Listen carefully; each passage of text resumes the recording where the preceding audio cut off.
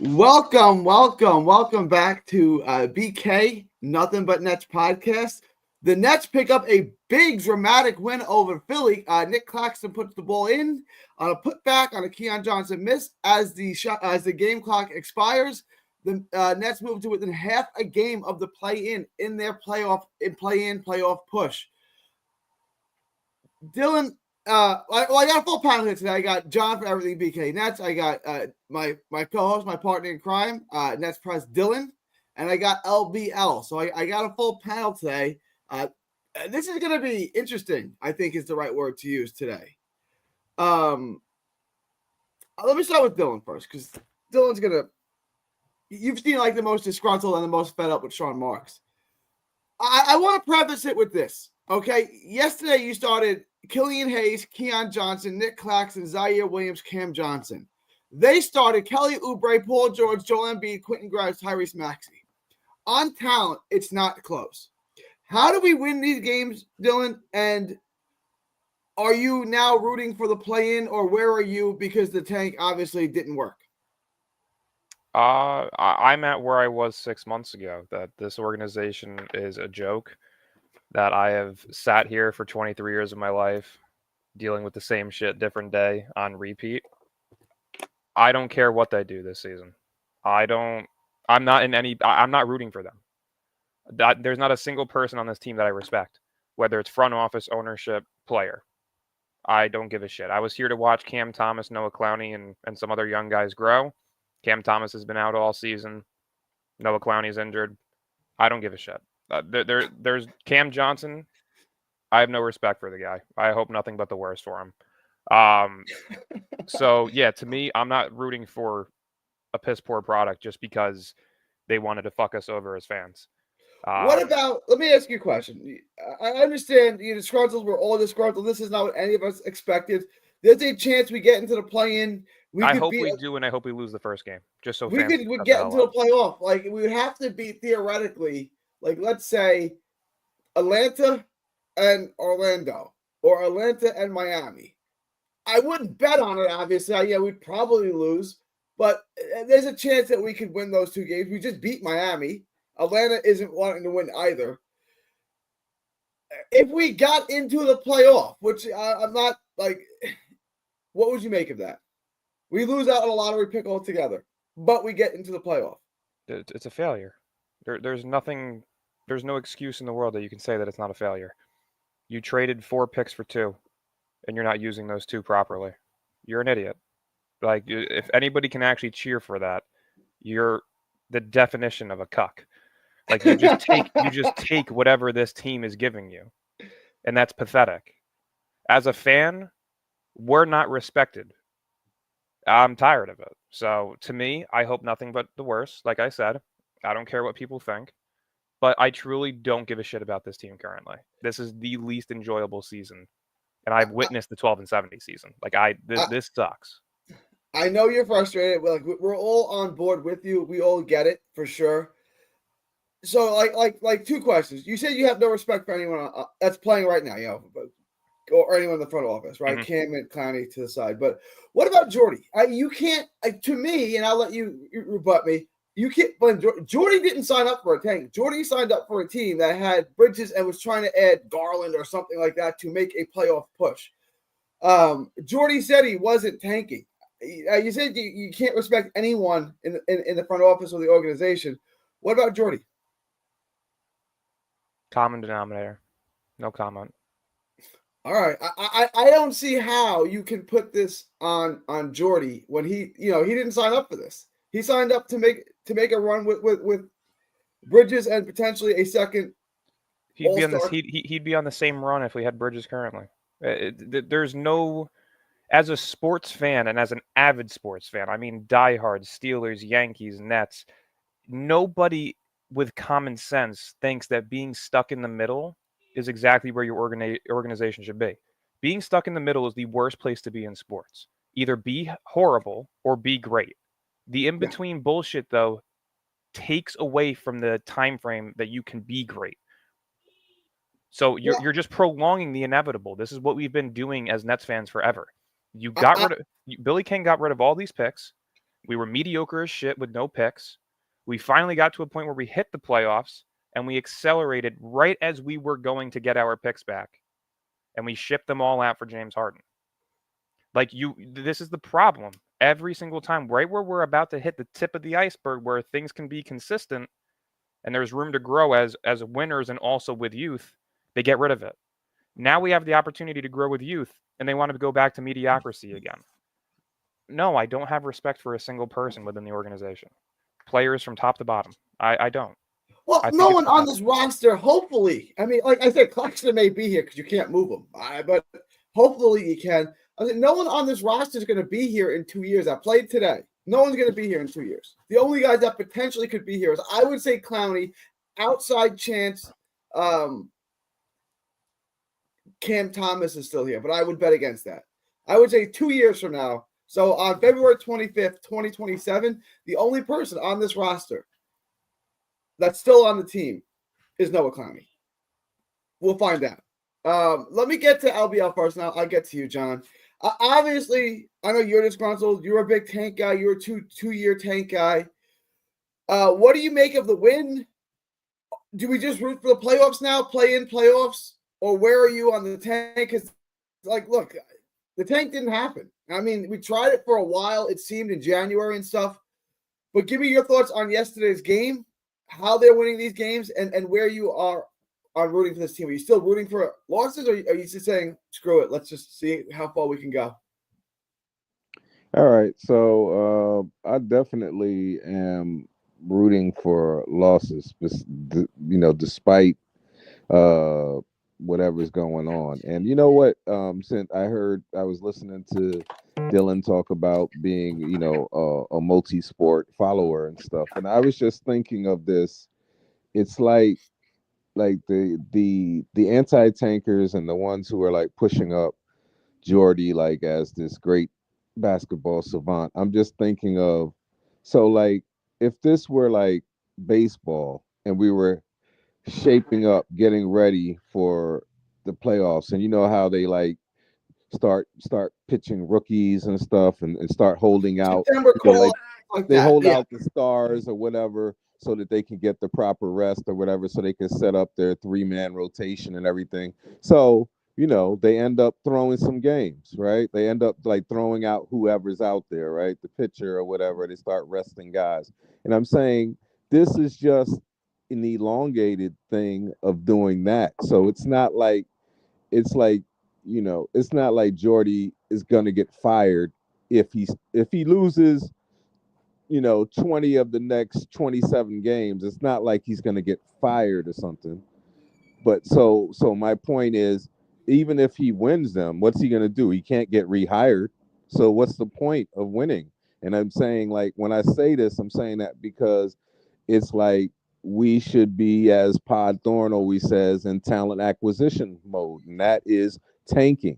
And what I'm saying is, by not doing this, and then I also want to touch on your point, Gary, when you said, well, 2 years from now, most of these guys won't be here except for Clowney.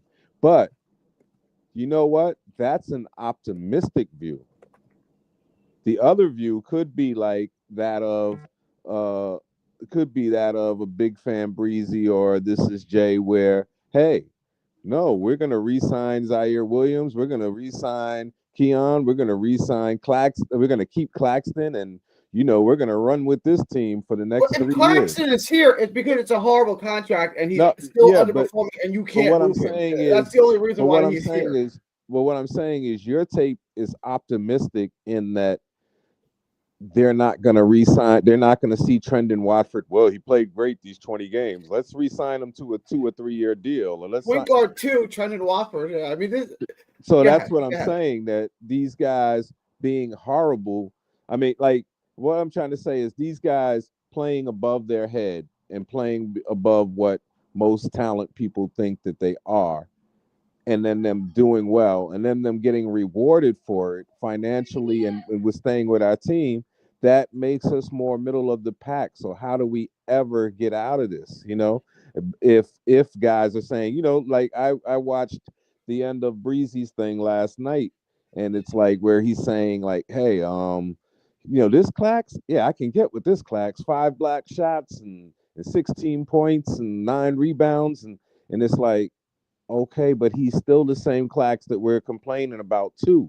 So what I'm saying is it all just the result of outcomes? Because I don't look at things just in the result of outcomes or just the stats. So like just like the way you said the other day when you were arguing over player versus player, and you're like, you know what? Throw all the stats away. Just turn down the volume of the TV. Just look at the guys play and tell me which player is better. That's what I'm looking at as well. So when I see this team and I see that we're so devoid of talent and that we're continuing to win, yes, now I'm saying some of that could be on Jordy, because Jordy can still be a great coach and still say, you know what, I'm going to try this guy. I'm going to experiment. I want to ask you, right? Because it's a high pick and roll league. Like that's what the league is. The Nets aren't really a high pick and roll team. They're more of a penetrating pitch team, right? Without a point guard, which is why they struggle to score 100 points. Outside of getting his guys to play, outside of getting the dogs to fight every day, which he does, which is an important thing. But outside of that, actual X's and O's, does he impress you? I'm being serious. Like, I mean, he gets his guys to play and they respond to him for sure. But as far as his offensive scheme, I think it's actually quite poor. I'll let you respond. I know you have no pieces either, so that matters. I understand that. Yeah, and I understand what you're saying, and I see like what you see, a whole bunch of dribble handoffs, and then a lot of it comes down to make or misses, and then like what did Kobe call it? Luck basketball, or what do you call it? Like and then also I think that he's good sometimes. I think he's good at sometimes at calling timely timeouts, but outside of that, I think that we still have those same strange lineups where you're like, where the heck is this scoring going to come from, and why does he think it's just going to come from great defense? And and so that makes me question him. So I'm trying to say, because some people would say, is Jordy as well as he's done, I'm saying in terms of their record, some people would say, well, you really don't get to find out how good a coach is till he's got a coach talent. I agree with that, right? And part of that is because what are you going to do when the star says, no, I want the ball, coach? Now what are you going to do? Are you going to acquiesce and give him the ball, or are you going to say, no, go sit down, we'll win without you? I just saw that. I want to piggyback. I just saw a stat that since he's been with the Lakers, and this, I'm not dumping on LeBron, okay? LeBron is a top 5 player of all time. I saw a stat for LeBron that said he's 1 for 29 in buzzer beaters since joining the Lakers. Now, what coach is going to say, no, Bron, we're taking the ball out of your hands down the stretch? Now, I'm not even saying that you should do that, but at 1 for 29, if that stat's accurate, and he's 1 for 29, maybe it's time to put the ball in someone else's hand for that last shot, like namely Luka. But that's not going to happen. You know what I'm saying? Yeah. And that other when I saw those successive plays of him still shooting the 3, it was almost like his daddy owns the team, so we got to pass it to him. And those were, they did hit the rim, but those were terrible takes by him. I want to move to John. John, I know you want to get in on this. You seem to be less dejected. You just seem to be in a fog. Like you don't really know what's going on. The Nets are winning. Killian Hayes was in the G League 2 days ago. Now he's a Brooklyn Nets starting point guard, and they beat a team that has 3 All-Stars on it. What do you make of that? And then where do we go from here as far as do we just root for it? I mean, do we just root for the playoffs at this point? Do we just say, let's try to get into the play-in and roll the dice? Well, Gary, Dillon, and LBL, it's always great to talk fun basketball with you. And I do know what's going on. It's complete chaos. And you know what? When you have chaos, everybody likes to just see what's going on, no matter the result, whether they like it or not. But this is my thing. I feel like last night they tried to turn it into like a movie sitcom or something where Claxton he puts the mask on. We get Clax, man, da-da-da. And then you got all these other guys here, and everybody's like, you know what? This Junkyard Squad, might be more superhero than we thought. I mean, you got Zaya Zilla Williams with a great 11 points plus 8. You know, Scam Johnson, every time he thinks like we're going to figure this out, he goes, no, no, no, and starts hitting threes to win us games. And then you got Keon, Mr. Fantastic Johnson, using elasticity to dunk balls. And then you got Trendon Boogie Wofford doing dance moves, slicing people's legs up down the court. Dayron Oaksmash Sharp with 10 points and rebounds. Like, if this was a movie, I think everybody would be along for the ride and to see what happens with a play-in playoff situation. But this is when I have to come back to reality and bring Thor's hammer down on what's really going on here. And you look at the team we faced last night, on paper, the fact that we had 40 points with Claxton, Hayes, and Keon Johnson starting is insane. But you look at Philly, they threw in the towel before the game even started. I mean, Embiid, you could put a million bandages on that leg. That guy is Shaquille O'Neal from the Celtics right now. He could barely move on the court. Meanwhile, Paul George is a tranquilizer away from being taken out of this game. He needs to sit down. Like, they don't have a good team at all. And Maxi's the only kid that was given any effort towards the end. But you look at what we got right now. Listen, I will acknowledge this season. Oubre was playing too. It was yeah, right. All-Stars Right, but I will acknowledge this season. Jordy has established somewhat of identity, a defensive system. I think the offensive system is very flawed, like you said, but Jordy has established a defensive identity and some type of structure. But you look at what this team is as a whole, we are a middle-tier team. You keep this going with what this is going on right now, we still are nowhere near Boston, Cavs, OKC, whoever else gets better from us. Like John. We're just talking about trying to sneak in as an 8th seed and getting obliterated by Cleveland in the first round. Right, but that's just it, though. What is the point of that? You trade away a whole of assets in the Suns and the Mavs picks to get your own picks back for what? To be a mediocre team, to go in the play and say, hey, I'm right again. Look what I did. I got the great coach. But at the end of the day, as good as Jordy is as a coach, talent is what wins a championship. Yes, Jordy can get the pieces to work how he wants them to work. And I think Jordy has done well in that regard. But when you look at the sum of where our direction is, do the fans really want to keep paying tickets to come see a team that's never going to amount to a championship team? That's where I think Sean and Joe got to look in the mirror and go, hey, you know, we actually make it off like bandits, what we want, right? But the fans, they're looking at this like, what the hell are we doing here?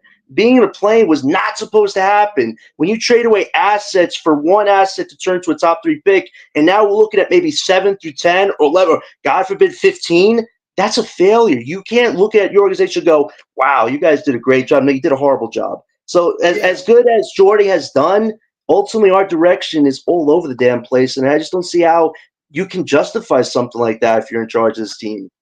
I would say it's unlikely, but very possible that we could not be in the lottery at all, that we could sneak into the play-in, beat Atlanta, beat Miami, and get in. I wouldn't bet on it. I would bet against it. I would put it at like plus 400, but it's not impossible. It's not the craziest thing in the world. I agree. It's not only impossible, but if the teams like the Hawks and Miami just go, hey, you know what? We're not going to be in these teams. We'll just give it to Brooklyn. Getting the 15th pick when you had a chance at top 3 or at worst, top 6. Top 6, I have some good ideas who we could draft. But anything outside of that, it's all projects. And as good as Jordan can develop decent talent, passing on great talent for decent talent is literally giving away a championship. What we did for the Rockets, giving away all those picks, we just gave them a freebie shot at a title, whereas we're a playing team. I agree. Like, even if you draft in the middle of the first round and you get a guy like Karis LeVert, which is good value at the 15th pick, like, so what? Like, I love Karis LeVert, but so what? What does that do? Like, who cares? Yeah. I want to bring this back to Dylan. First of all, before we do that, happy birthday, D'Angelo Russell. Happy 29th birthday to one of my all-time favorite Nets. Birthday. Whoa. Yeah. You want to sing him happy birthday, John? Oh, yes. My throat's a little sore. I'll save that for next year's birthday, D'Lo, if you want to see him or not. I just wish he wouldn't. I wish he wouldn't mix up my luggage with his next time. That's what up, Dylan, I want to bring this back. I gave the question to LB. I want to bring it to you too. I like Jordy, but his offensive schemes look like what was it? What did Kobe call accidental basketball? I think is what they said. Right? It's all penetrating pitch. There doesn't seem to be much offensive scheme. They're not really a high pick and roll team. He put some weird rotations out there. Yesterday he had Claxton and Sharp out there together. What are your thoughts on Jordy? I mean, is he just is he more of a motivator, or do you like the X's and O's behind? And I know they're at a deficit for talent, so that needs to be considered. but there doesn't seem to be like a whole bunch of offensive cohesion, right? Like, and that's why they can't score but 100 points a game if they're lucky. What do you think of Jordy so far, just strictly on the X's and O's?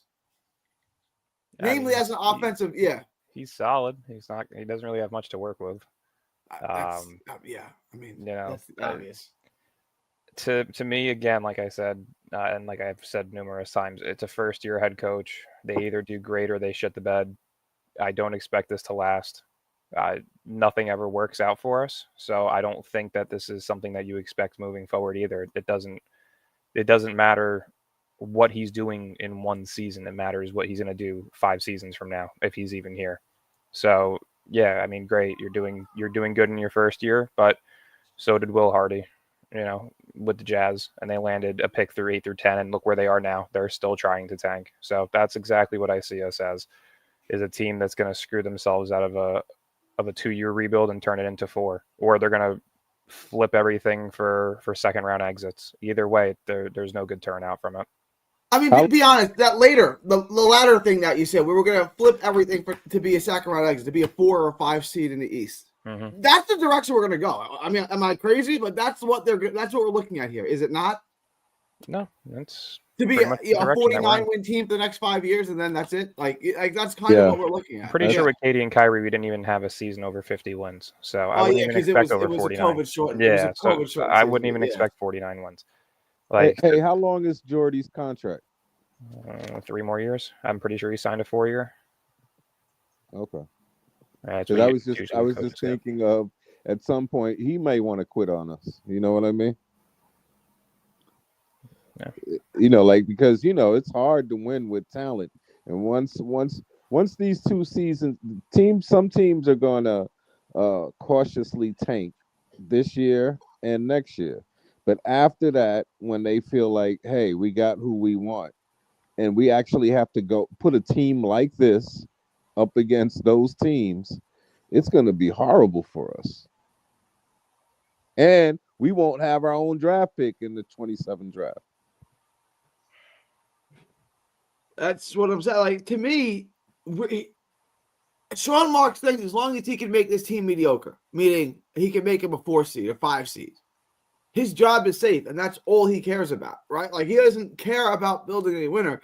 It's about being good enough, right? Like, you guys did once, but Hamza Shiraz is a boxer, and he's fighting Carlos Adames for a world title, and he didn't like Adames' power, so he just sat back and worked the jab. It's like, you're trying to win rounds. You're not trying to win a fight, right? If you were trying to win a fight, you would step forward. When you hurt him, you would step forward and put the pedal to the metal and try to win this fight, right?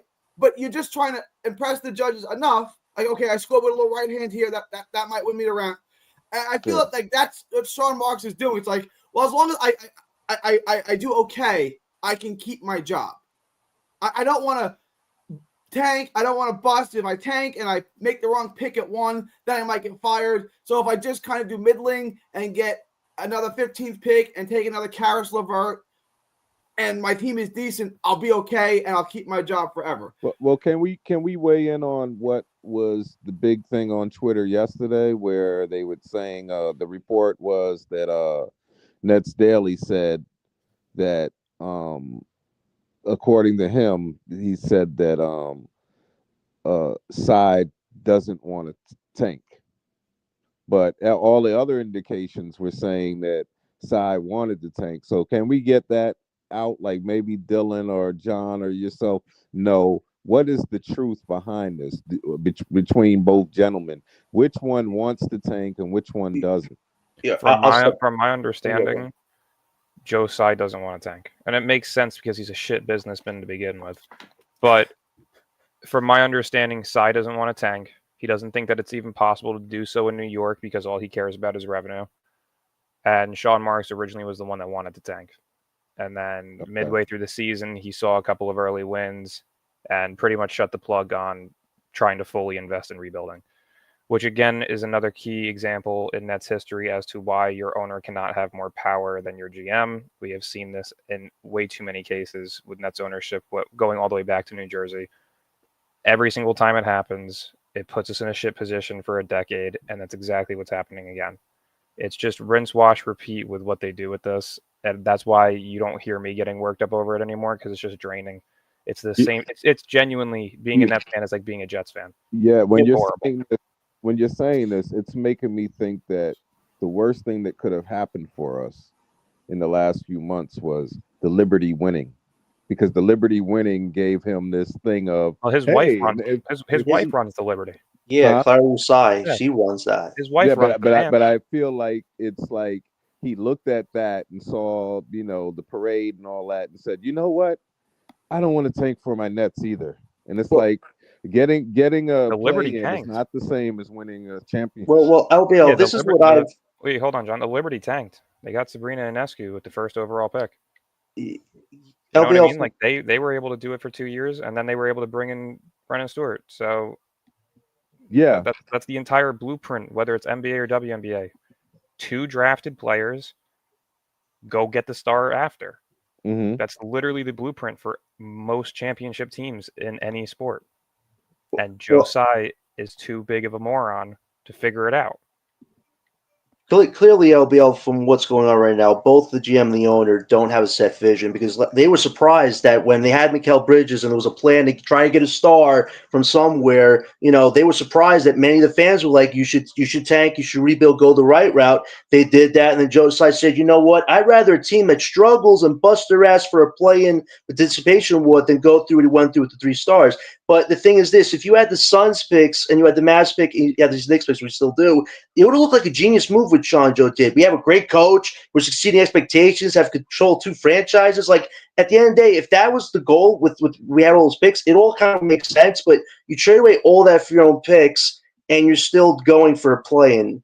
There's a huge loss in translation there. And clearly, from what we were just saying, it seems like they really don't have a set direction. 1 minute they're willing to lean there, until they're not. Even when Sean Marks took over as the GM, he told the previous owner, who was responsible for the Tatum and Brown debacle, that, hey, listen, it's going to take, 8, maybe 9 years to rebuild this thing the right way, and I'm not going to rush it. Well, fast forward 3 years later, Katie, Kyron, James came knocking at your door. So Sean Marks' entirety is not committed to a real legit direction. He's willing to change as soon as he feels like there's a chance to justify himself being the reason this team is succeeding. So he really hasn't committed himself, and you can't have a leader that hasn't actually gone through on a set game plan, which we haven't had for 8 years. I want to give I got a quick shout question out. for Gary.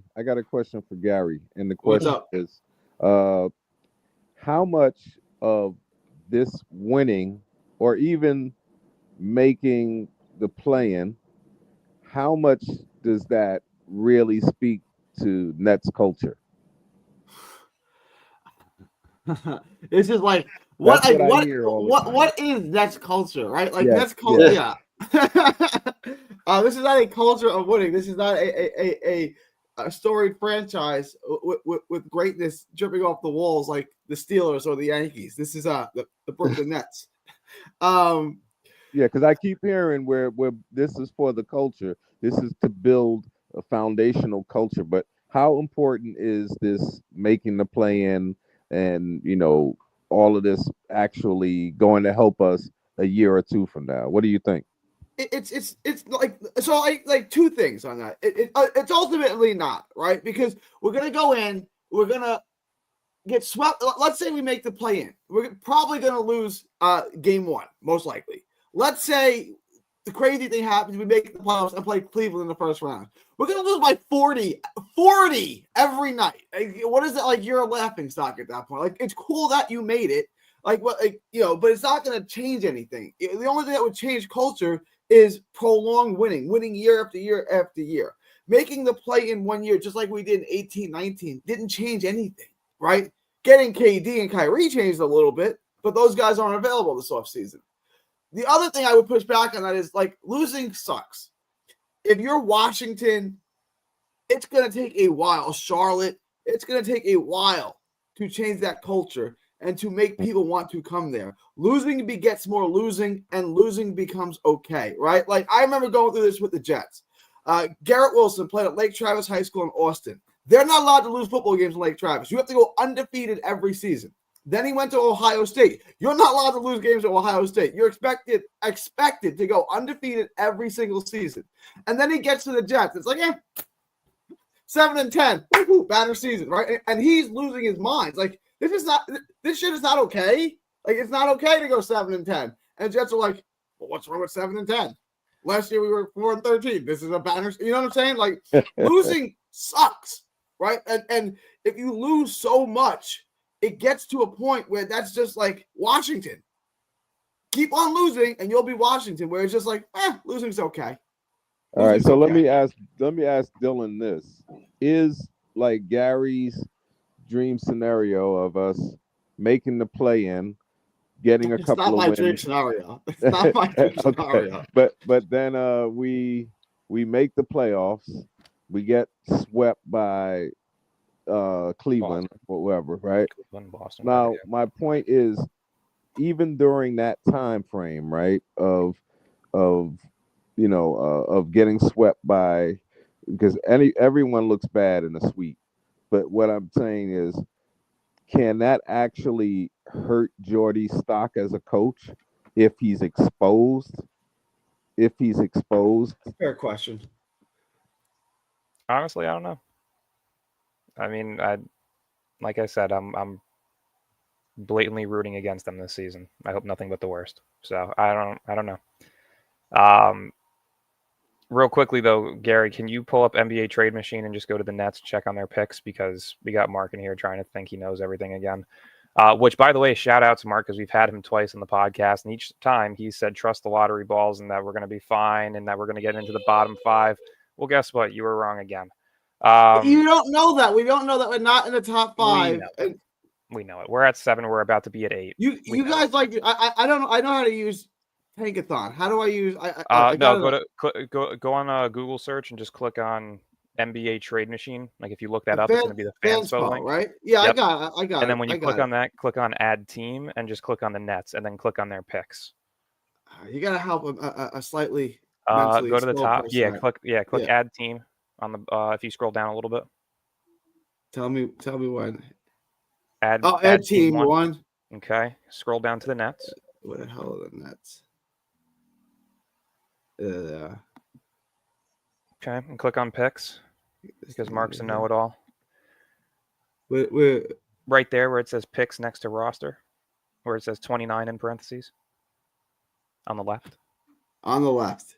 Where you see Nick Claxton, Cam Johnson, Bogdanovich, like them, right above. All right, do me a favor. Scroll down to go down to 2028 and 2029. Okay, as you can see here, Mark, because reading is definitely not in your realm of thinking. 2028, we have 1 pick that's our own. And in 2029, we have a swap between ourselves, Houston, Phoenix, and I believe one other team, it's Dallas. And we get the least favorable one. Again, if you can read, that's where it shows you that. So again, can you please, before coming on, trying to say that you know something, please read. It's not hard. We don't have the Suns 2028 swap. We have our own. The 2028 pick that we had from Phoenix, we gave up straight up to the Rockets. Which, again, is a prime example as to why, when you trade valuable picks in the near future to get your own back, you do it the right way rather than fucking things up, which you've been in favor of. So, congrats on being wrong. Mark's asking me to go to the Suns. Let me just do this. Mark walk. I'll do it. Yeah, go to add team 1. And I'll go to Phoenix. Scroll all the way down to the Suns. Here they are. 26 and the 29. Suns aren't going to have picks. You're probably going to have to go to the Rockets, but click on picks. Does that say 3? Oh, it says 9. Okay. All right, yeah. Scroll all the way down to 2028. Because I think it's going to be under Houston. No. Yeah, 2028. Brooklyn, Knicks, or Washington. Holds rights. Who has the most favorable pick there? In 2028? Yeah. I mean, who knows? I mean, what does it say that swap has the most? Because from my understanding, the Nets have, I believe, a swap with the Knicks. Philly's 2028 first round pick, which would be protected for selections 1 through 8, and otherwise conveyable to Brooklyn if Philly does not convey a first round pick to Brooklyn in 2027, and if Philly has conveyed a first round pick to OKC by 2020. I didn't bring my lawyer with me, guys. Here, let me see if I can break it down a little bit easier. Yeah. Let's see. Suns. Because the only thing I care about here is what the Nets are getting. So Brooklyn does not, blah, blah, blah, blah, blah. Who cares? We're not going to figure that out. Brooklyn's 2028 first round pick. Phoenix 2028 first round pick.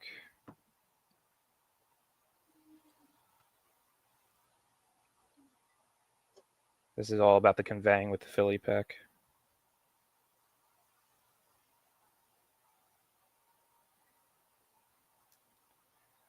The Knicks is the most and second most favorable of the four. Then Brooklyn will receive the most favorable and the third most favorable of the four in all other scenarios. So so it all depends on the conveying of the picks. So there's no guarantee that we have the most favorable. Joy.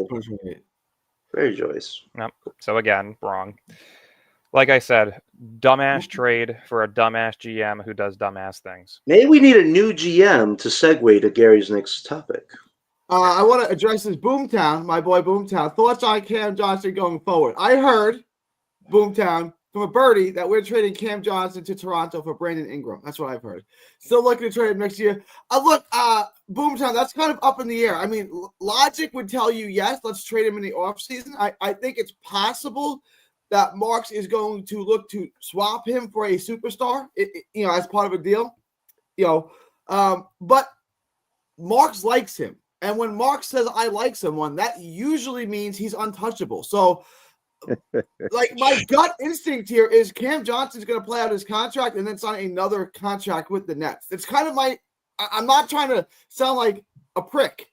I'm being serious. I don't think if he can get Giannis or John Morant, maybe. But other than that, I think he's here. Guys, what do you think? What is the advantage of them giving Ingram for Johnson when Ingram's a better player? No, he's a Raptors fan. I was just giving him he's a big Raptors fan. Oh, okay. I don't know. I don't know what is so excited about Cam Johnson that he's seen that we ain't seen. I mean, this guy is more boring than rice pudding. I mean, leadership. This guy literally told Brooklyn fans, if you don't support me, you don't know what you're talking about. Hello? You just got here like 3 months ago. He didn't want to be here when he got traded here. Yeah. Right? Like, he got $90 million. That's the only reason he changed his tune. It's like, I love Sean Marks because he paid me $90 million. Sean Marks' biggest problem is he doesn't know how to keep his account number sealed and use it when he should use it. He's giving away so many bad contracts. Nobody would have given Cam Johnson $90 million. He would have been lucky to get $60 or $70 million if he was a fourth or fifth option at most. But Sean Marks was like, I got to give this guy $90 million because we're building around Mid-Cal as the second or third star on this team, which went to hell quick. So it just makes no sense why he values this guy so much. I thought Cam Thomas, for all the Cam Thomas fans, why aren't you all pissed? I thought Thomas was supposed to be the leader of this team. Cam Johnson's the leader? Now he gave let me put this question. I want you and Dylan to weigh in on this. Honest thoughts, right? And do you think that Cam Johnson is going to get traded in the offseason? I do not. But what do you got? You think he's going to be here opening day 2025, 2026? Well, a lot will depend on who do we get in the draft, I guess. It's still too early because if you get somebody who will ultimately replace him, like if the gods, smile upon us and you get a I just mean a 3 or a 4. I don't even mean an exact 3 like Cam Johnson, but if you luck into, 2 of those forwards like Ace or the other guy, you are not going to, we're going to beat, they're not going to keep Cam Johnson. I don't think so. Shout out to Boomtown. That's funny. If I can make you laugh, I know I did my job today. Dylan, look, I don't want him here, obviously. I'm not a Cam Johnson fan. I think the contract's quite poor. He could help a good team. We're obviously not a good team, and we're very far from a good team. The contract makes him a little tough. But do you think he's going to be here, or do you think that he's going to get moved? I can't believe he's still here. Like, I can't believe we're still having this conversation. So, but go ahead, Dylan. He's here. Whatever. Yeah. He's here. At this point, I'm just going to start saying the opposite. So this way, everything that makes sense, right? Yeah, whatever I say never happens. So I hope that he stays. I hope that we go to the playoffs. I hope that we lose in the first round. I hope that we go at Giannis. Whatever, I don't care. Like, I'm just gonna start saying the opposite from now on because they listen to us and they do the opposite. So I hope we don't go after Zion. Don't go after Zion. John. Yes. Cam Johnson, is he here or gone? Opening day. 2025, 2026. I think it's fluid right now. I still think there's a small chance to right the ship this upcoming draft. That there are a few teams out there who still might hold some type of value for Johnson. I know Sean said that's his guy now and all that, but it's all fluid. Sean Marks doesn't know what he's talking about half the time. So he likes to speak in riddles. So if there's a better player out there that actually can win basketball games when you so-called want to win a title, Cam Johnson will likely be trade fodder. But I guess for right now, he's a leader type dude for him because he reminds him of Joe Harris or Patty Mills. Like, it just makes no sense. I think strategically this summer, if he gets traded on draft night, that would be a way to fix all this. But if he's still on this team next year, I just think it's a waste of time, and you missed a huge opportunity to get this guy off the team when half the league wanted him. This is literally a Dorian Finney-Smith 2.0 situation I'm seeing right now in slow motion, and it's even more horrible to watch than the Doe one. It really is. I got a question for you guys, and it's this: if we luck into one of those top 3 picks, right? Like for whatever reason, not even like even if we stay like where we're at, we end up like with the 7th or 8th or 9th or whatever, but we end up getting one of the top 3 guys, because of the lottery or something. Is Sean Marks forgiven? Do you still want him fired? No, like getting lucky. Like this is what I said about the Bridges trade. Being lucky isn't a replacement for skill. Like anyone can be lucky. If the NBA hooks us up and we get a top 3 pick, yes, we did it despite Sean Marks, not because of him. You know what I'm saying? Like no. Yes, because I was thinking about something that Dylan said maybe a podcast or 2 ago when he said, yeah, he should still be fired just for putting us all through this. That's a part of it. I say this horrible rendition of basketball, So can I say this to you, LBL? The only way, because this is now 1 to 15 random for us, but the only way this would work in our favor is if the NBA looks at the economic equity Joe Tsai has accrued the last few years. Because being 4th richest, that's the only thing we have to bargain with. We don't have a resume like a Spurs dynasty team or these other teams. All we have to go by is our financial equity. The NBA is looking at who can get me money right now. And if Joe Tsai is doing all these ventures right now with AI technology and whatnot, he apparently wants to, make the Barclays Center into the future by building it up. So he's probably going to do a lot of stuff there. But if that's all you have to sell, you better sell well to get a top prospect. And if we don't, it's like Joe Tsai is getting rich, but the fans are wasting money paying to see a middle-tier team that is not amounting to much. And I think that's the biggest thing Sean and Joe don't realize is the fans can only hold on for so long for fortune and luck before they realize what's really the problem. It's not that our odds were against us. It's the organization put us in such a crappy position and they think we're just going to go and be happy-go-lucky about the whole thing. No. This summer is the most important summer in Brooklyn Nets history. And if our financial equity gets us a top 3 pick, fine. But Sean still has to go. He still has to go regardless. Well, let me ask this.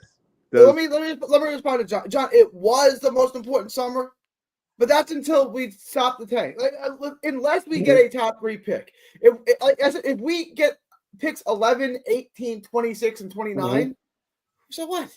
Like, so what? It's not that serious. Like, you know what I'm saying? Like, my original inkling was that we were going to get a top 3 pick, another top 20 pick, Milwaukee's pick, and then 2 picks in the 20s.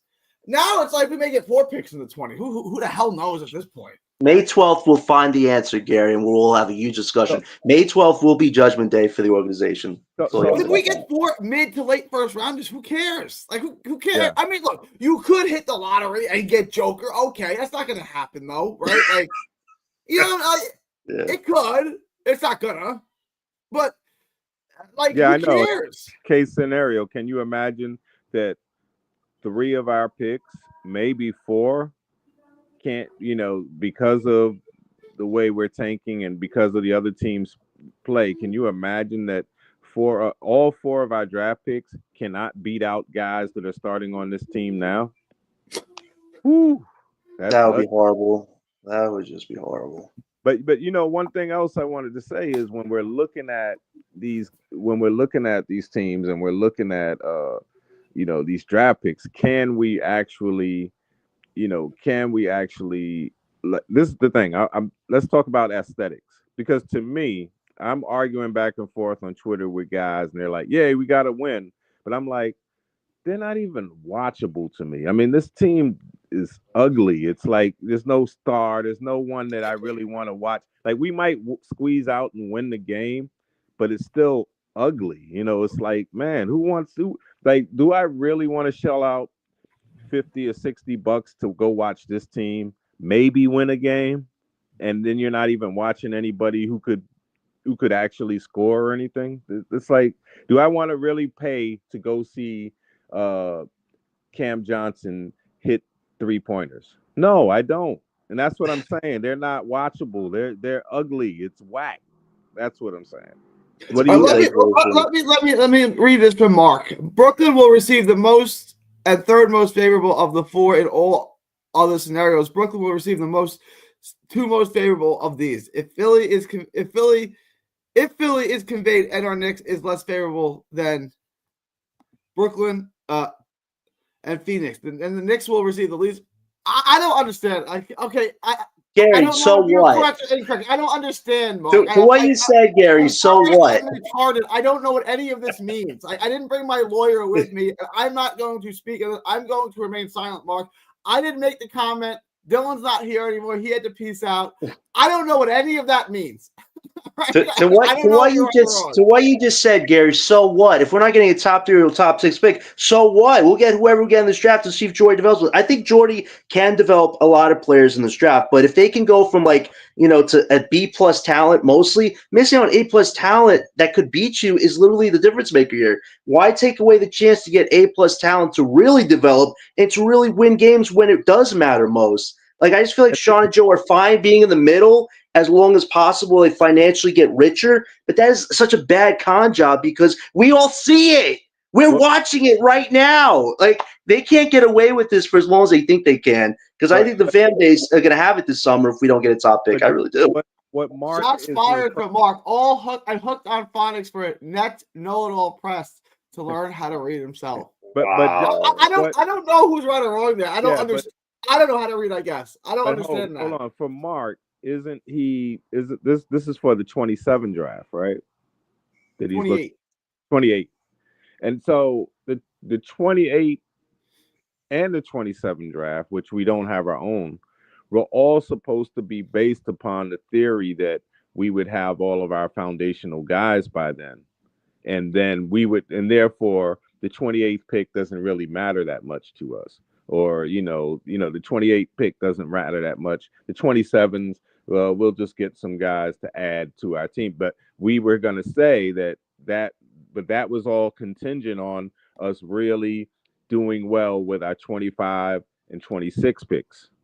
So to act like it matters, it's like whether it's least favorable or most favorable, we're not going to be a freaking top 10 team in the league by 27. Not the way. Unless we get Bob Myers. Bob Myers, according to Scoop B, who we all like Scoop B, we all respect what Scoop B says. Bob Myers is a name to watch as trusted advisor for NBA teams in the near future. Philly and Brooklyn are among some of the teams I've heard. All right, John, this is your forte here. What would his role be with the Nets? I wish Dylan was still here for this, but we took too long to get to this. I wanted to get to this. Bob Myers to the Nets, how realistic could this be, and what exactly would his role be within Brooklyn? Well, like we kind of talked a little bit from what we read. Well, first, explain to the casuals. I'm not calling anyone, but explain who Bob Myers is.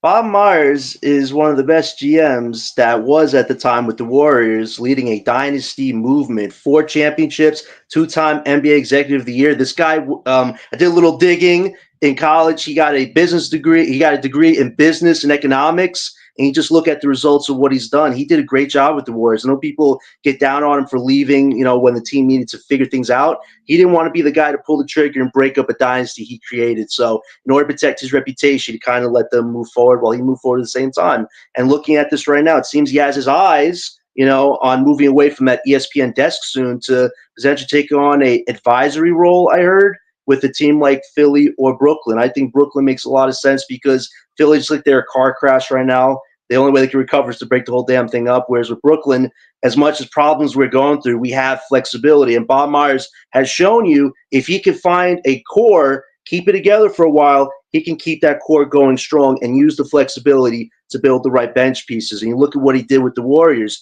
You got the Andre Iguodala's, the JaVale McGee's, the Andrew Wiggins, whereas Brooklyn got the DeAndre Bembry, Paul Millsap, Jamal Carter. Like, you look at the differences. Sean Marks, he majored in he got a degree in political science, business and economics, dynasty.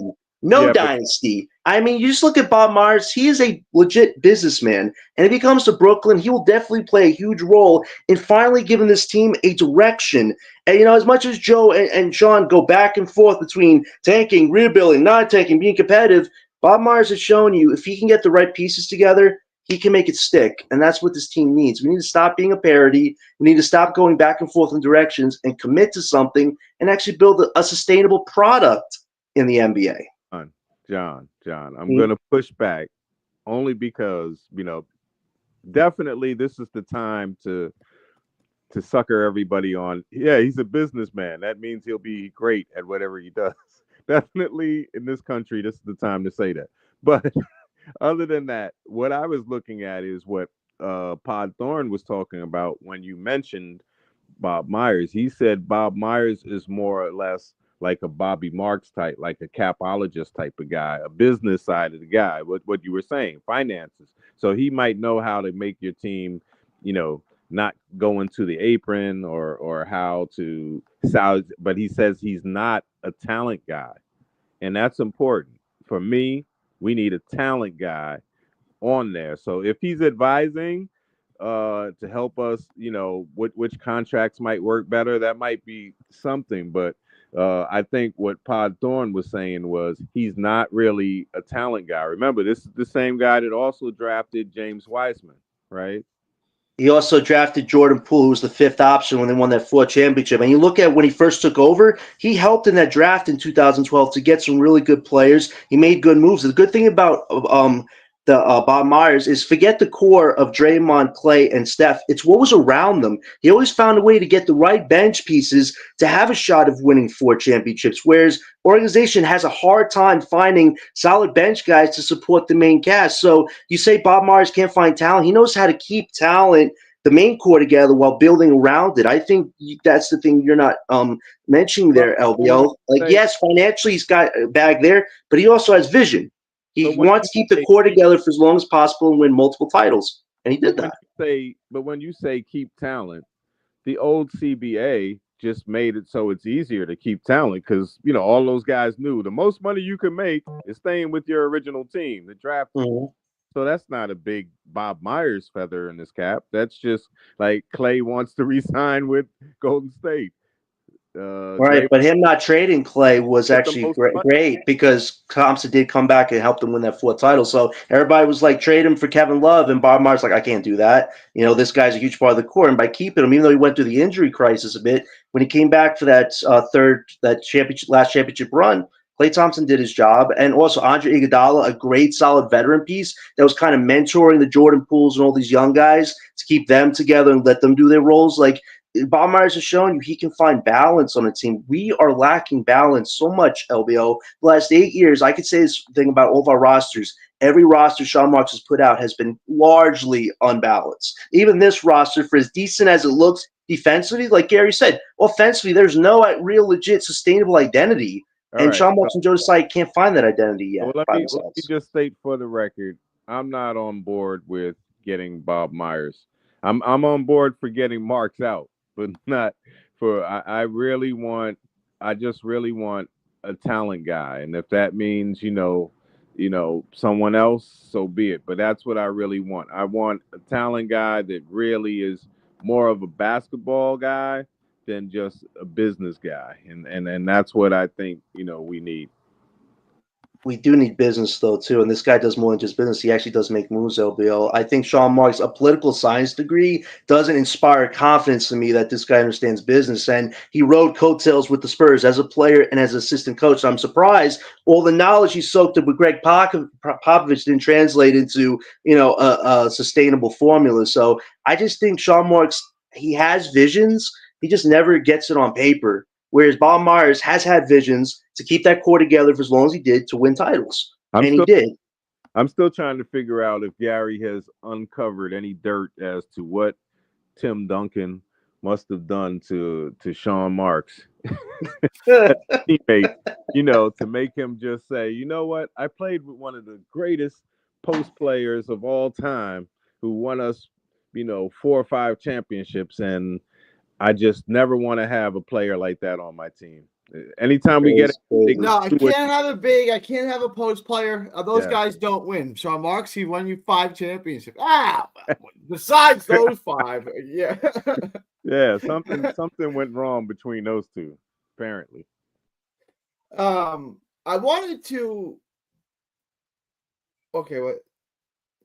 Yeah, here's Mark. Mark wanted to jump in on this. All right, Mark. Spotlight is yours. You wanted to go in on. First of all, look, I don't understand all of the jargon with the conveyed to more favor. I don't know who's right there, so I can't weigh in. I don't know. I will have you back on. You can hash this out with Dylan next time he's on. We'll do that live. That way, we'll do it live so that way he has a chance to try to rebut what I'm saying and I'm going to mute up and let you 2 lawyers figure that out because I don't understand that. But in regards to Bob Myers, they trusted Cy. Cy has entrusted Marks to be the driver of the rebuild, right? They're not going to bring in Bob Myers to drive the same bus that they already have somebody driving already. That's not happening. But this guy is crashing the bus, bro. Yeah. He just took off. He's just pulling off. It's like saying, "Oh, he can't drive," but you just pulled out of your parking spot. Mark has been driving this thing for almost a decade. Like this is halfway into year 1 of the rebuild. Come on. How long do you see the rebuild from what? We rebuilt from 1 year of going to the second round of the playoffs. That's what we need to rebuild from. Well, no. How many years is the rebuild? We don't have anything to rebuild from. What did we tear down? We tear down a product that ultimately sucked. It did. It got to the second round once. It was a failure. It was a failure. Probably one of the biggest failures in sports history, let alone Nets history. Right. So. So what's the rebuild plan? What are we rebuilding? A failed. We're going forward. We're going forward with cap space and draft picks. Supporter, right? You're a Marks fan, right? yeah, he's the Marks guy. Listen, there was plenty of blame to go around for the Big 3 era. It's a rebuild. That's it. They blew it up. It wasn't working for a lot of reasons. There's a lot of blame to go around. And now it's the pivot. We're not even tanking though, Marks. How do you justify that? Hold on, Mark. You're a guy that leads with we're building cap space. Instead of we have draft capital. We have both of our own, but let's take advantage of our own draft capital. We have draft capital. We don't the cap space. I went over this with Dylan the last 2 shows. It's really an illusion. We really don't have the cap space that you think we do. Once we resign Cam Thomas. No, we do because there's ways of doing. So go ahead, go through how many years is the rebuild and tell us what might He's be glitched. Like first sport. He just glitched. If we get him back. When you're wrong, you glitch up. The cap space really is an illusion. The cap space assumes Mark, you back? Yeah. I don't know what my Wi-Fi was thinking out. I'm saying I'll just like let's. I'm saying the cap space is more of an illusion than it. Once we resign Cam Thomas to $30 million a year, we didn't. Yeah, but you wait to re-sign him so that you still maintain having all the cap space. It's kind of he's a restricted free agent. He's a restricted free agent. You handle business first, and then you take care of Thomas afterwards. Who do you want to sign this offseason? It's not what I want. It's not what I want. Who are they going to sign? No, I can't predict that either. All I'm saying is that they have options, whether they want to use that cap space to take on bad contracts to add more draft capital or go after young guys like maybe Kuminga, Nickeil Alexander-Walker, Naz Reid, if possible. I don't think that's not a grand slam, so obviously. Record. What does it do for our record?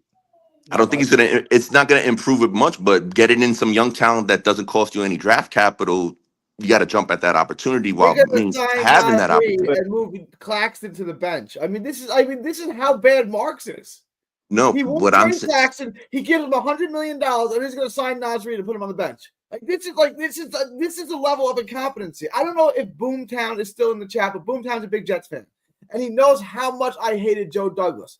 I would fire Sean Marks today and hire Joe Douglas to run the Brooklyn Nets. That's how bad Sean Marks is. Wow, that's amazing.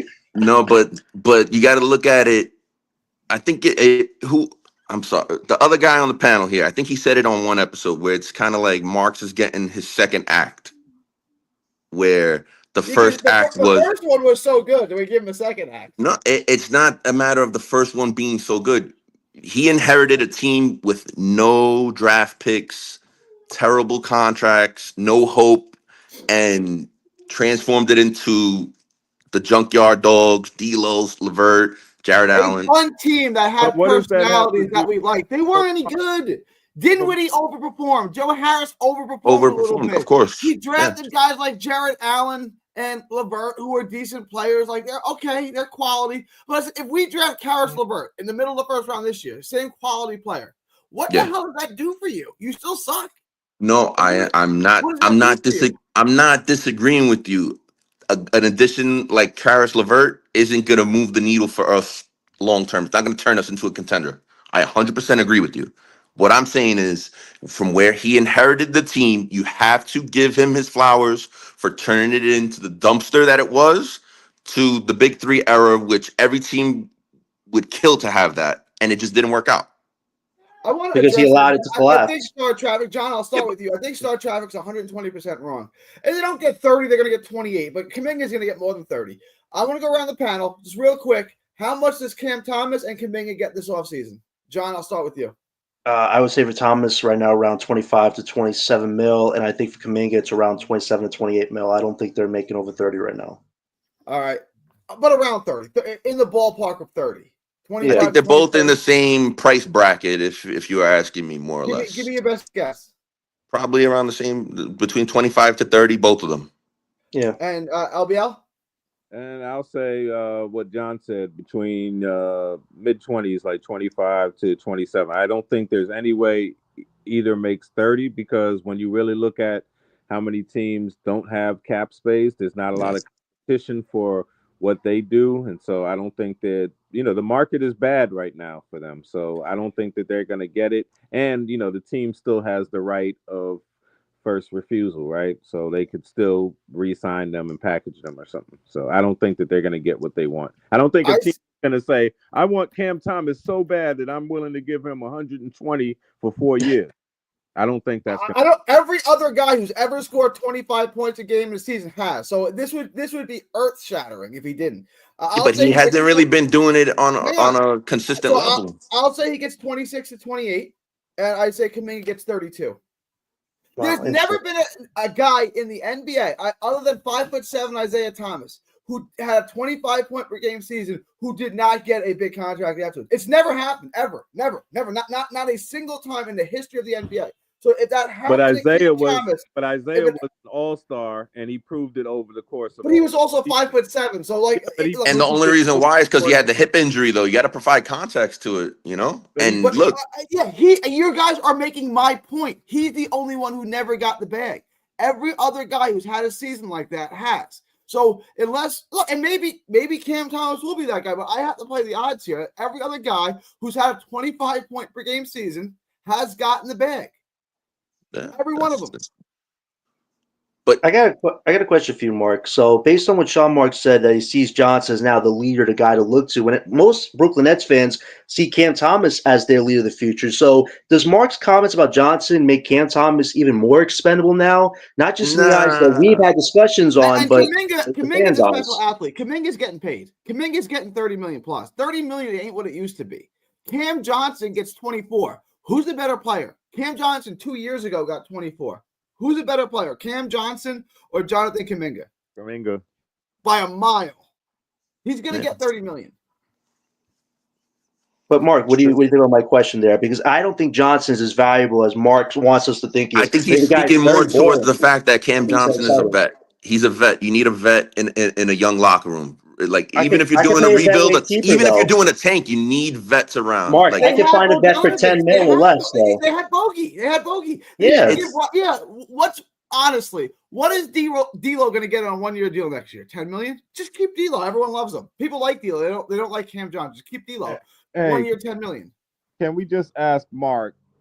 What is the plan from here? Like, say, give us a length of the rebuild and a plan until where we need to be. Like, give us a 3-year plan or so, starting with this year. So how I see it is they're hoping for lottery luck, just as every other team and organization and fan base is going to be hoping for the same luck. Okay. Washington's going to be there crossing their fingers the same way our fan base is going to be crossing their fingers, right? We're all in agreement on that, right? There's no certainty regarding the lottery, whether you're Charlotte, New Orleans, Toronto, Washington, Chicago, Philadelphia, anybody. There's no certainty. Unless what Gary says happens, we end up in the play-in and then we win 2 games and end up in the playoffs. The likelihood of that, I don't see. I'll tell you this. The likelihood of that is more likely than we end up in the bottom 5. It's crazy. That we make the play-in versus being a bottom 5. I think. Yeah. I think it could go either way. But what I'm saying is, we're half a game out of the play-in. Half a game. What did the game tell you yesterday? Did it tell you more about Philadelphia going forward or Brooklyn going forward? If we're being honest, Philly, 100%. George, Joel Embiid should not be out there on Monday. There needs to be an investigation into Paul George, because this is behavior detrimental to a team. What he's doing, he is like no-showing. He's doing what Ben Simmons did, but he's just showing up. Right? It's like Ben Simmons no-showed, no worked. Paul George is showing up, but just not working. Apparently got him popped up on meds. It's ridiculous what he's doing. Apparently got him popped up on meds. It takes like just because you put all NBA talent together on a roster, it's not going to gel right away. Chemistry is a real thing in the NBA. Like, it takes a while. Health wise, you guys got to get healthy. You have to learn the personnel. You have to develop chemistry. Sometimes shooters, they go hot, they go cold. It's a lot. When you have guys in and out of the lineup, guys not playing back to back, Maxey missing games, Paul George missing games, Embiid being on one leg, it's impossible to expect them to have the results that they should have on paper. It's beyond the payroll. It's a lot of different reasons, but Embiid needs to be shut down. You're compromising a former MVP's long-term health in the NBA, and he's out there laboring, grimacing. Do you see the size of his knee brace? I can't not unsee it. It looks bigger than his head. It's crazy. Breezy. I got Breezy. Let me get Breezy in. I don't have a whole lot of time left that I want to hear from Breezy. Breezy, jump in on this and also do a little commercial for your podcast, which was on fire last night. Great job last night, Breezy. Thanks, Gary. Shout out to everybody that was there last night. Shout to Brooklyn Nets, this podcast as well. Y'all can find me at Big Fan Breezy on YouTube and Twitter. Appreciate you, Breezy. All right, what did you want to get in on, Breezy? Whatever the topic was, I heard y'all talking about Bob. I heard y'all talking about. Yeah, I looked at his resume and all of that, and I mean, let's call it what it is. He got Draymond. He didn't get Curry. He didn't get Clay. This is the facts, not my opinion. Curry and Clay was there before Bob Myers got there. It has nothing to do with him. So, only thing he did was give Curry extension to his contract, which any GM would have did. So I know he gets a lot of praise, and this isn't to take away or add anything to Sean Marks, but let's just call it what it is. He drafted Draymond Green and a whole bunch of other nobodies, and he had something to do in a 3-way trade to get Andre Iguodala on the team. The best things that Bob Myers did. The extension for Curry, drafted Draymond, and Iguodala got there in 2013 from a 3-way trade from the Denver Nuggets, I think Utah, and the Golden State Warriors. So I'm just saying, he maintained cap flexibility and brought in KD, which was league changing. It was it. It was credit for firing Mark Jackson. Bob Myers? No. That's not Bob Myers. He was fired before he got there, I believe. No, he couldn't have been fired before that because Draymond Green was on the team. Yeah. Draymond was on with Mark Jackson. So he was the reason Mark Jackson got fired? I think that was more ownership because Mark Jackson was kind of ruffling feathers, doing doing a little bit too doing a little too much. That was that political Christian. Yeah. But that wasn't Bob Myers per se. I think that was the owner of the team. All right. But y'all was saying? So Myers got here in 2014, 2015. So that was. I think it was sooner than that. Maybe. He got 2012, 2012. You're right. 2012, 2013. Drafted Barnes, drafted Draymond Green. Yeah. He hit on a lot of picks. And probably one of his biggest pickups during that time was our guy, Sean Livingston. Right? Sean Livingston. Don't forget about the Wiggins deal as well. From the Knicks. Both of them helped him win his first championship. Yeah. Livingston was a huge pickup. Mm-hmm. If you remember when he was a Net, he was a big reason why we made the playoffs that year. Yeah, he was getting his game back with us. Yep. And then we couldn't afford him, right? Yep. Bob Myers knew how to get the right bench pieces to maintain championships. Like, people don't realize that getting the stars is the easy part. It's what is around them. Bob Myers showed you multiple times he knows how to find the right balanced bench pieces. Some organization hasn't found. Mark's got DeAndre Bembry. He got 40-year-old Blake Griffin, Patty Mills. I mean, come on. God, and Bouncer James Johnson. You guys remember Bouncer James Johnson? Whoa, that's how you build a roster. I'm not. I feel where y'all coming from. I'm just saying the meat and potatoes is Curry and Clay being on that Golden State Warriors team. Like the same way the Nets were about Kyrie, KD, and James Harden. That's what it all was built around. How do you stop three superstars in their prime of their careers at the same time? It was, and it worked when the few games that they did play and what they were projected to do, but it just, for a lot of different reasons, whether it be untimely injuries, whether it be bad coaching hires, whether it be a vaccine mandate, whether it be, trying to push an agenda and egos being, hurt throughout negotiations, and how they never really got to run that team back. Why didn't Marks trade Kyrie after the whole vaccine mandate thing? I don't care that Kyrie didn't get the vaccine. I think that no one should, in the world has the right to tell you what to inject into your body. I have no problem with Kyrie not taking that, none. But why wouldn't Marks trade him somewhere he could play? You can't play here. Circumstances are what they are. Yeah, but think about a trade negotiation conversation between Marks and any other team. Harden doesn't leave, right? Harden's still here. KD's still here. Like, everything Marks did is wrong. Is my point. Couldn't have got nothing. Exactly. His value was diminished. Every team knew we were at a handicap. All right, you're not going to play him just away games. What is his value? He's on a 1-year deal after this. What is his true value? If you don't want him, and he's already coming off of the Boston criticism and the LeBron and Kyrie rift, that was, it wasn't like he was this. Let me give you here. Let's play these two. Let's say my options were, I could have gotten Kyrie at that time. I could have shipped him to Portland for Anthony Simons and some pieces, and I could have kept Harden. Who would you rather have?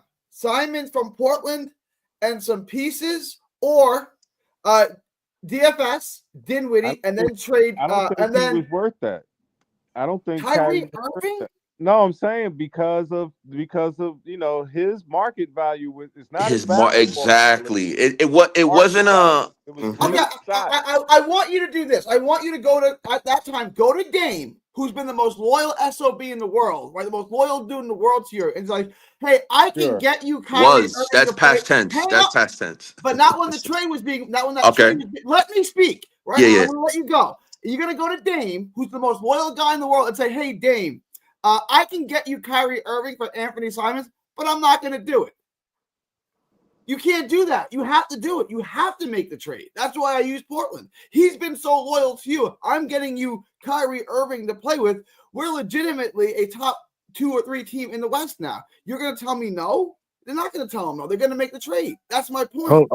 Hold on, but for Gary, before I go, I gotta get back to work. What was you say? What y'all saying about Cam Thomas? His contract. What would he get? We all Contract. agreed What are around we 45 projecting his million. value? Yeah. I give him whatever he wants. You know what I mean? At the end of the day, I think, yeah, give him whatever he wants. $50 million, Breezy. Nah, I don't think he gets that. So like, give me a real number then. The real number based on the CBA, you're only going to make X amount of money because you didn't play 65 games. The max you could get for not playing 65 games this season, I say give it to him. Whatever it is. And it's because not because he's my fan favorite, because he is my favorite player in the NBA, but it's because he could score in the fourth quarter. He draws double teams. And the way Jordi Fernandez runs his offense, y'all see a lot of motion, a lot of passing the ball. There's a lot of ball movement. If we can continue to do that and implement Cam Thomas inside of that when he gets back, a healthy Cam Thomas, we have a very dangerous team. And again, whatever championship roster y'all going to consider, they got 2 shot creators in the starting lineup at minimum. So you got Cam Thomas as a shot creator, and then you just need one more. And you got him on the rookie contract situation deal. So any contract that you get outside of that rookie contract is going to be worse than Cam Thomas's contract. You're going to pay more money and you might get less productivity. So I'm giving him what he wants. There's not a player realistically that fans could say, okay, we could get him for Cam Thomas. That's going to come here. Even with a Giannis, I still value Cam Thomas over him because of the injuries of Giannis, not because of the talent versus talent, but just the injuries that Giannis is obtaining over the course of his career. Bro, he like in his 10th year. You know how much, and then he's gonna have a big voice. And don't tell me he don't. If he got his brother who plays like, bro, he averaged like 2 points a game. He got his brother on an NBA roster, bro. His brother got no business on that Bucks roster, but he's there because of Giannis and the pull he got with the front office. So I'm saying that to say I want Jordi Fernandez to have the biggest voice, and Cam Thomas showed that he could be coachable. Jordi Fernandez likes Cam Thomas. Cam Thomas likes Jordi Fernandez. It's a perfect marriage. Cam Thomas has had a rough start to his NBA career, if you think about it, just in terms of the first 2 years. They have the Kyrie KD era. He's not going to be lead man on a team like that that's supposed to be contended for a championship, right? Real quick before Breezy has the run, Gary, you wanted to ask him that question about Jordy's coaching, right? Remember? Yeah, I know you're a big Jordy fan. I like Jordy too, but here's my question, right? Like the Nets, it's a high pick and roll league. The Nets don't really play a whole lot of pick and roll basketball, high or low. Most of their offense is just penetrate and pitch, dribble handoffs, like Kobe called it. What did he call it? Luck basketball situation. Accidental basketball. That's a lot of Jordy's offense. So I understand he gets his dogs to fight every day, and I give him full credit for that. He gets his guys to play, but just at X's and O's, just the way he runs an offense. Do you think Jordy's that good of a head coach? Like, do you think his system offense? Okay. Yes, he's promising. He's promising. I think that his approach is the defensive side of the ball and creating offense from the defensive side of the ball. He's not the best X and O coach, I'll give you that. But if you give him any point guard, he can make that offense work. I've seen Jordi Fernandez with the rosters that we had thus far score 140 points, 130 points, 120 points. I mean, these are facts. These are not my opinion, but case in point is you surround Jordy with the talent, you surround him with another shot creator around Cam Thomas, we can score 120 points a game, 115, 120 points a game with one more shot creator next to Cam Thomas. You put one more shot creator next to Cam Thomas, Jordi Fernandez could get this team to score 115 to 125 points a game. And his defense, it goes without saying, you got it on the thumbnail, so I don't even really have to say much. You already see what he do when it comes to the players. And remember, everybody's saying Clax, he's too small to be a center. We don't have Noah Clowney. We got Cam Johnson at the 4. All of these quote unquote things that will make us at a disadvantage on the defensive side of the ball. Some way or another, Jordi Fernandez, you feel what I'm saying, got us number 1 in the league as we speak. Now, I'm only saying that to say, to Gary's point, I'm not saying he's the best X and O guy. I'm not going to cap on here. But I give him credit when it's due. Look at Gary. Look at when we call a timeout. What we do when we come out of that timeout. 9 times out of 10, we score the ball. The ATOs are good. I give you that. The ATOs he draws up, the timeout activity, they're good. Like he does. One of the things, Breezy, that you said real quick when you were talking about, Cam Thomas sharing the scoring responsibility with another go-to scorer. The problem right now for us winning these games is the more we win these games, the possibility of getting a draft pick who can actually create his own shot is disappearing, because now we're going to end up with I'm saying odds-wise, we're going to end up with a role player instead of a guy that might be a star who could get off his own shot. That's. I mean, I will see LBL, but what I'm saying is I disagree with the Nets fans that think that we would have been at the bottom. First off, I don't think Washington and New Orleans got no business tanking. They got a load of draft picks in recent history, last 10 seasons, maybe 15 seasons, and they did nothing with it. They shouldn't even be there. So realistically, y'all shouldn't be mad at Sean Marks for not being the worst team or the second worst team. These top tier tanking teams are. They need to be charged with war crimes. They the ones that's messing up the game. The Brooklyn Nets is doing what they supposed to do. We didn't get a high 1, 2, 3 pick in over 15, 20 years. We supposed to be doing what we doing. Those teams. Charlotte's been in the lottery 19 of the last 20 lotteries. Then why do we trade away all those Breezy? Then why do we trade those valuable picks if it doesn't matter who we draft? Like if we had control of the two franchises, I never said it didn't matter. I didn't say it didn't matter. Yeah, but Breezy, that's what's the consequences though. Being in the play-in is you gave the what would give the Rockets? We're not in the play-in. Half a game. We're half a game away from play-in. I gotta wrap this. Let me give you guys last thoughts on this. Mark, I know you wanted to rebut what I said when I bashed Mark, so make it quick, like 30 seconds. I gotta wrap, and I'll let everyone get their final thoughts. Nah, I just wanted to say that we have the Suns swap option in 2028, so we could swap with the Suns in 2028. That is a fact. Fact check that. Read up on that, and I'm not wrong. I don't understand the legal jargon. I'm talking to you. Dylan will be back on. You guys, you and Dylan can hash that out. I don't understand the legal jargon. I don't understand any of what I read in that. I don't know who's right and who's wrong. So I'll let you and Dylan hash that out. LBL, it's not me. Give me your final thoughts.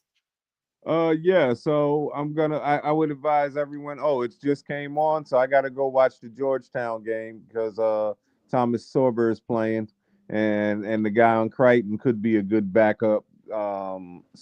Kalkbrenner. So I'm gonna go watch those two centers go at it and see what they got. All right. I appreciate you. Breezy, my man, Breezy, give me your final thoughts on Cam Thomas or whatever you want to give your final thoughts on. A great podcast. Again, I'll be here in the chat for next one or the stream, hopefully. Big fan Breezy on YouTube and Twitter. Y'all can find me there.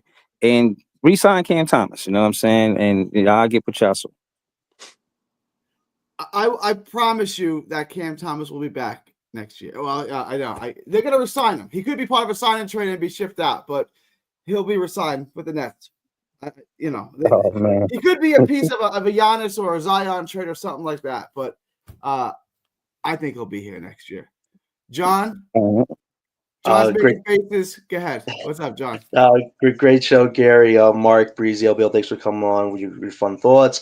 Listen, the only way you can look at this now is a movie. Everybody's talking about Clarkson being a superhero. That's what this is like. It's like a movie right now. We all thought we had an objective of what this team wanted to do. Turns out the objective changes week by week still, even when you trade away a whole of assets to get your own picks back. So who knows where this is going to go. But right now, our pick could go from 1 to 15.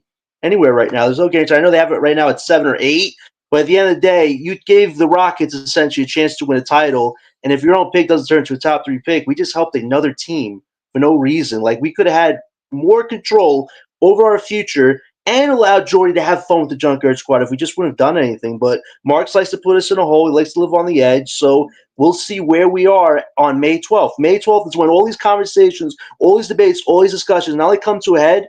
We find out who was right, who was wrong, and we move forward from there. And I will keep saying this. This summer is the most important summer in Brooklyn Nets history. And if Sean and Joe gamble doesn't pay off, I really don't know where this organization should go. I think you have to get a new owner, a new GM, and you go from there. But we'll see. And at the end of the day, we're going to keep giving you the content, and wherever we land up, enjoy the roller coaster ride, folks.